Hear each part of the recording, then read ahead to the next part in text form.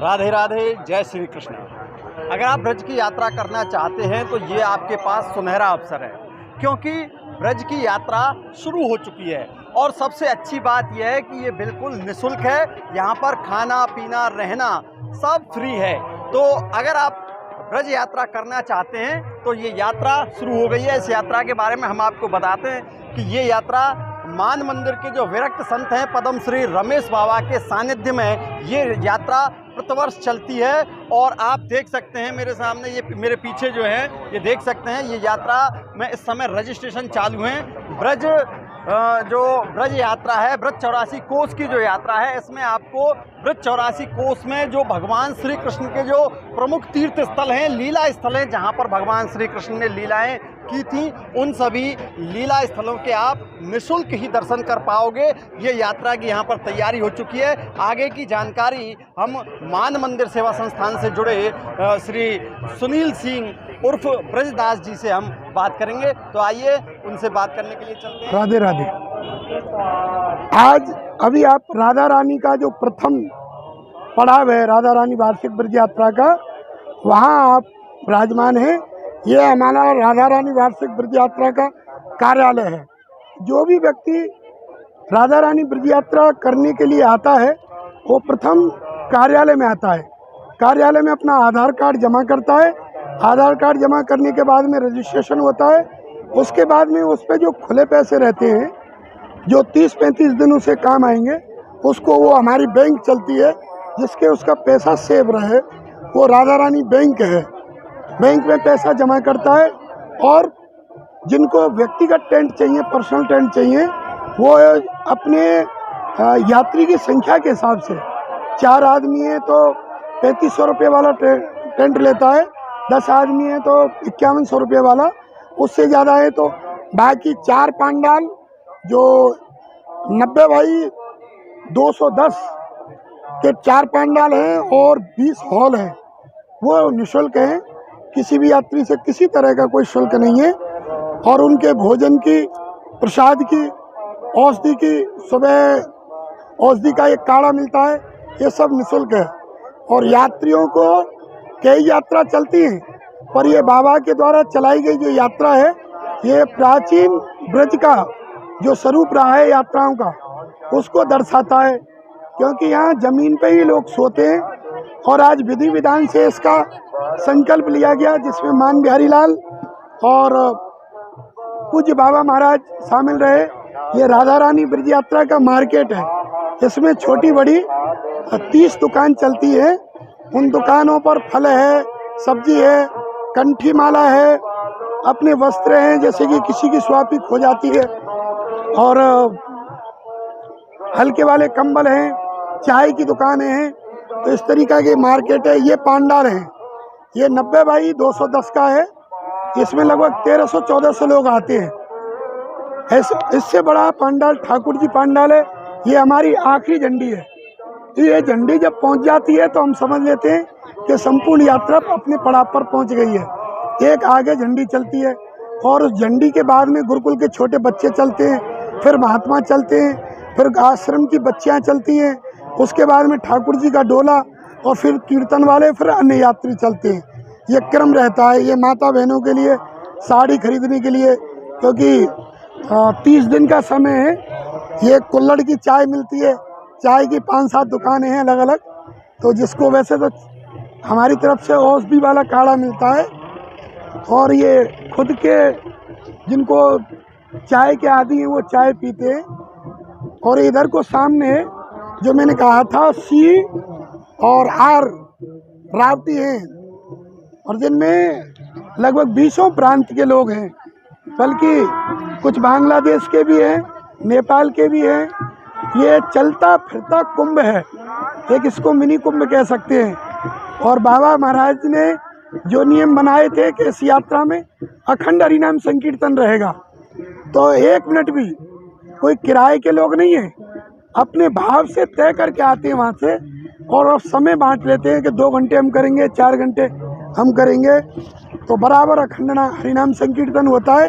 वहीं ठाकुर जी मान बिहारी लाल के सामने, मान बिहारी लाल बराबर ये जब तक यात्रा चलेगी ब्रज में प्रति वर्ष 40 दिन भ्रमण करते हैं मान बिहारी लाल। और मान बिहारी लाल की कृपा इतनी है कि इस यात्रा में किसी तरह का कोई ऐसा विघ्न नहीं आता है। आज ब्रज की नहीं, अब तो संपूर्ण भारत की लंबे समय तक चलने वाली, जनसंख्या में ज़्यादा ये एकमात्र ये यात्रा। आज ये प्रथम दिन है इसका, 1988 से प्रारंभ हुई थी। हाँ, शुरू में 3 साल में एक परिक्रमा हुई 2 बार, उसके बाद प्रतिवर्ष होती है। ये अब की बार 34वीं यात्रा है। इसमें बंगाल के जो भक्त आते हैं वो अपने आप को बड़ा धन्य मानते हैं, क्योंकि उनके आराध्य चेतन महाप्रभु जब आए थे उन्होंने ब्रज का भ्रमण करा था और उसी भाव से ये लोग आते हैं। ये ठाकुर जी पांडाल है, इसी में मान बिहारी लाल है, इसी में पूज्य बाबा महाराज रहते हैं। देखो ये व्यक्ति बंगाल से यहीं कंठी बना रहे हैं, यहीं बेचेंगे, इससे तुलसी की, इससे ब्रजवासियों को भी बहुत लाभ होता है। सस्ते दामों में अच्छी कंठी मिल जाती है।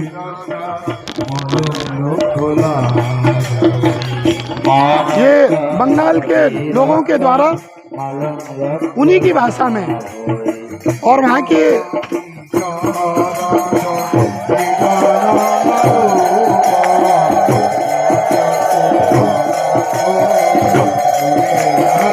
ये जो बोल रहे हैं इसको हुलिली बोलते हैं, बंगाल में इसको बड़ा शुभ मानते हैं।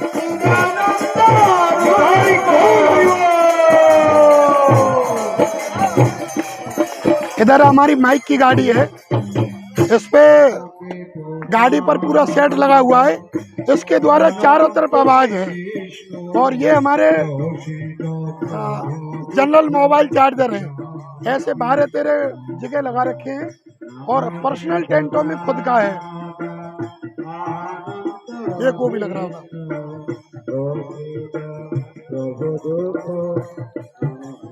आ जाइए। ये हमारे निहाल हैं जो पिछले 12 साल से भोजन की व्यवस्था देखते हैं, वितरण की।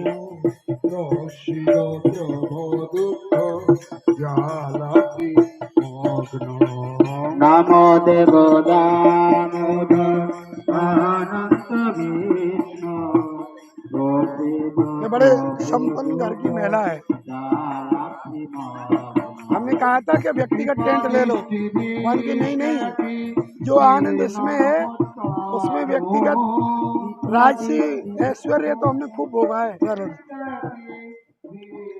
भोजन सुबह 5 से 6 के बीच में हम औषधीय काढ़ा देते हैं, जिसमें दालचीनी, अर्जुन की छाल, पीपल, हल्दी, पहाड़ों की हल्दी और अदरक और गुड़, इसका वो काढ़ा रहता है। तो प्रति व्यक्ति को यहीं जहाँ इनका आसन लगा हुआ है वहीं वो काढ़ा आता है। फिर ये पदयात्रा करने लग जाते हैं।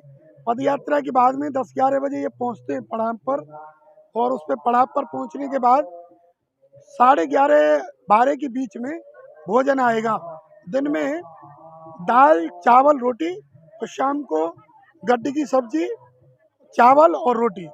बीच बीच में जैसे गांव वाले दहगाम गांव पड़ेगा अभी, वो पूरा गांव मिलकर पुआ देता है। या करवा चौथ आएगी तो हमारी उस समय खीर पूरी सब्जी जाएगी। यानी कि 3-4 दिन में एक बार मीठा और पूड़ी जाती है, बाकी साधारण हल्का भोजन रहता है, जिससे यात्रियों का स्वास्थ्य ठीक रहे। ये हमारे पानी के टैंकर लगे हुए हैं और पानी के टैंकरों पे जाल लगे, चारों तरफ पानी के टैंकर हैं। और ये बंगला पांडाल है, उसमें भी बंगाल के लोग ज्यादा हैं। जैसे बाहर के लोग आते हैं वो पासपोर्ट, जैसे बांग्लादेश आप बता रहे थे, तो उनकी व्यवस्था कैसे होती है? पासपोर्ट, वीजा वगैरह सब चेक किए जाते हैं? हाँ, वो पासपोर्ट लेके आते हैं, पासपोर्ट भी हमारे पास जमा करते हैं और उसकी जीरोक्स की कॉपी हम अपने रजिस्ट्रेशन में काम में लेते हैं। जब वो जाते हैं तो उनको पासपोर्ट दे दिया जाता है। प्रतिवर्ष आते हैं और लीगल तरीका से आते हैं। कितने यात्री आते होंगे इस तरह के जो बाहर से आते हैं? बाहर से लगभग संख्या ऐसी रहती है 500-600, जिसमें नेपाल के भी हैं, बंगाल के भी हैं और अमेरिका वगैरह के भी। वो कम है, 20-22 लोग रहते हैं। अनुमान है, कितना अनुमान मान के चलो इस बार यात्रा में कितने रजिस्ट्रेशन तो लगभग पहुंच जाता है 12-13 हज़ार पर कुछ लोग 4 दिन करते हैं, कुछ 6 दिन करते हैं, कुछ लोग 10 दिन करते हैं, कुछ 20 दिन करते हैं। वो 2 साल में करते हैं जिसकी नौकरी या सर्विस रहती है कोई, और जो बराबर करने वाले लोग हैं वो 8,000 के आसपास रहते हैं। कितने दिन की यात्रा रहेगी? अब की बार 33 दिन की है, प्रतिवर्ष 40 दिन की रहती थी। कई कारण हैं, एक तो अधिक मास जब पड़ता है तो 15 दिन ऊपर खिसक जाती है, तो जगह नहीं मिलती है, सरसों और गेहूं दोनों बुक जाते हैं। इस कारण से अपने ब्रज तीर्थ विकास परिषद प्रयास कर रहा है कि यात्राओं के पड़ाव की जगह सुनिश्चित हो जाए। रूपरेखा तो बना ली है, भविष्य में ये समस्या दूर हो जाएगी, फिर तो 12 मास कभी भी कोई उठा सकता है। वैसे जब देव सोते हैं, ऐसा बताते हैं महापुरुष, जब 4 महीने देव सोते हैं तो सारे देव ब्रज में निवास करते हैं। सभी जगह से जब देव सोते हैं, पहाड़ों में जिस दिन देव सोएंगे समझ लो ब्रज में वो निवास कर रहे हैं, और जब वो खुल जाएंगे तो समझ लो यहाँ से वो चले गए। इसीलिए कर 84 कटे 84 लाख योनियों को मुक्ति पाने के लिए इन 40 दिनों में लोग 84 कोस की परिक्रमा करते हैं। राधे राधे। तो जैसे यहाँ पे आपको इतना बड़ा अरेंजमेंट होता है, 12-14 हज़ार लोग यहाँ आएंगे, तो कितने एकड़ में व्यवस्था करनी होती है? ये लगभग 11 से 12 एकड़ खेत चाहिए। तो ये आप पैसे से लेते हैं या किस तरह से? ये तो खैर हमारे पिताजी का ही खेत है, नहीं, और जैसे गाँव पर यहाँ से आगे जाएंगे अन्य यात्राओं से तो लोग पैसा लेते हैं, पर बाबा का ब्रजवासियों के प्रति और ब्रजवासियों को बाबा के प्रति बहुत अगाध श्रद्धा है, तो कोई भी व्यक्ति पैसा नहीं लेता है। एक आध कोई व्यक्ति की बात अलग है जो बहुत गरीब है और उसने खेत कंप्लीट है या खाद भी बो दिया है, तो उसको जुताई फुताई का दे देते हैं। यहाँ जैसे इतने बड़े लोग, इतने यात्री आए हुए हैं, तो उनकी भोजन की व्यवस्था कहाँ से होती है? 3 जगह होती है। एक तो जो बड़े कड़ाह है जिसमें सब्जी बनती है, एक कड़ाह में 26 मन सब्जी आती है लगभग, तो वो 3-4 भट्टी बड़ी यहाँ लगी हुई है, जिसको हमारे बंगाल के वैष्णव तो देख के कहते हैं कि भगवान कृष्ण के समय के कड़ाह है, क्यों उनके वहाँ इतना बड़ा देखा नहीं है। चावल की गौशाला में होती है स्टीम बॉयलर से, और रोटियों की जो व्यवस्था है वो मशीन भी लगा रखी है, पर 80% मानपुर के घरों में से होती है। घर घर में उनको आटा दे दिया जाता है, बेचारी चूल्हे की रोटी सेक के देती है, और वो प्रसाद अद्भुत प्रसाद है। उसे एक तरीका से ये समझ लो कि सब यात्री माधुगिरी से यात्रा करते हैं। एक दिन की यात्रा का लगभग कितना बजट बैठ जाता है अनुमान? भोजन का या पूरी का? पूरी यात्रा का पूरी का 6-6.5 पे पहुंच जाता है, क्या लाख? लाख प्रतिदिन। और पूरे अगर 33 दिन की बात करें तो 33 दिन की बात करें तो उसको हम काट दें, जो आटा दाल चावल मिलता है, लगभग 2.25 करोड़ रुपया लग जाता है। तो जैसे आप बता रहे थे चिकित्सा व्यवस्था है, बैंकिंग व्यवस्था है, उनके बारे में भी बताइए किस तरह से? हमारे आश्रम पर 2 डॉक्टर रहते हैं, और वो यात्रा से ही मतलब मंदिर पे जुड़े हैं। शुरू में तो वो आए थे तो एक हेल्पर, डॉक्टर की हेल्पर के रूप में आए थे। अब उनको लगा कि संसार सब वैसा ही है, इतनी कोई सेवा करेगा उसे बैराग तो आ ही जाएगा, तो वो व्यवस्था देखते हैं। 5-6 लोगों की टीम रहती है, उसमें आयुर्वेद भी होती है, होम्योपैथिक भी रहती है और एलोपैथिक भी रहती है, और एक्यूप्रेशर भी रहती है। हाँ, तो उसमें अलग अलग रहते हैं। कई डॉक्टर ऐसे हैं जो खुद निःशुल्क कैंप लगाते हैं। हिंदू राव हॉस्पिटल के डॉक्टर भी 3 दिन कैंप लगाते हैं, और जो अपनी मंदिर की व्यवस्था है वो बराबर रहती है। टेंट का ही औषधालय हॉस्पिटल लगता है। इमरजेंसी में हमारे गौशाला में वो हॉस्पिटल है, या वृंदावन में रामकृष्ण मिशन में भी ले जाते हैं। बैंकिंग व्यवस्था का क्या सिस्टम है? बैंक का जो यात्री अपने पास 1 महीना के खर्च के लिए जो लेके आते हैं, उनका कहीं गिरे नहीं या कोई जेब नहीं कटे, क्योंकि मंदिरों में जेब कटी जाती है अक्सर। उसके लिए एक राधा रानी बैंक जो यात्रा के अंदर चलती है, उसमें उनके रजिस्ट्रेशन के अनुसार एक खाता खुल जाता है, और वो खाते के अनुसार उनका जो भी पैसा रहता है वो सेव रहता है। 5 है, 2 है, 10 है, 20 है, तो उसको जब उनको आवश्यकता पड़ती है 100-200 रुपए की, वो कभी भी निकाल सकते हैं।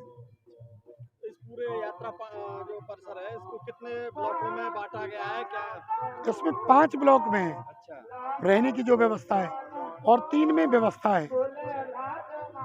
जैसे कि एक तो पांडाल है, हॉल जिसे स्टोरी बोलते हैं, गोलडेरा है, और सी और आर यानी कि छोटी और बड़ी छोलदारी रावटी है। उधर भी है कुछ? हाँ, उधर भी पांडाल है। ये गोलडेरा वो हॉल लगे हुए हैं। इधर को पीछे आपके गोलडेरा है पहाड़ी की तरफ। महाराष्ट्र के करीब 400 लोग हैं।